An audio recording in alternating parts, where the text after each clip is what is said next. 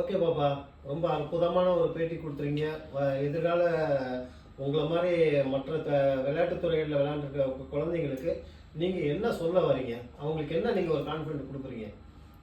Chess வந்து ஒரு brain game. Okay. நான் வந்து எப்போதுமே கான்ஃபிடென்ட்டாக இருக்கணும். எந்த ஸ்போர்ட்ஸாக இருந்தாலும் நல்ல முழுசாக அதில் நிறைய ஸ்போர்ட்ஸ் போட்டு அதுக்காண்டி நிறைய ஹார்ட் ஒர்க் பண்ணணும். ஃபார் எக்ஸாம்பிள், நான் வந்து இப்போ ஒரு கேமுக்கு போகிறேன்னா என் ஆப்போனண்ட் ஏஜ், என் ஆப்போனண்ட் ரேட்டிங்கு, அந்த மாதிரி என் ஆப்போனண்ட் அந்த மாதிரி எதுவும் நான் பார்க்க மாட்டேன். என்னோட போர்டு, நான் என்ன கலரு, அது மட்டும்தான் பார்ப்பேன்.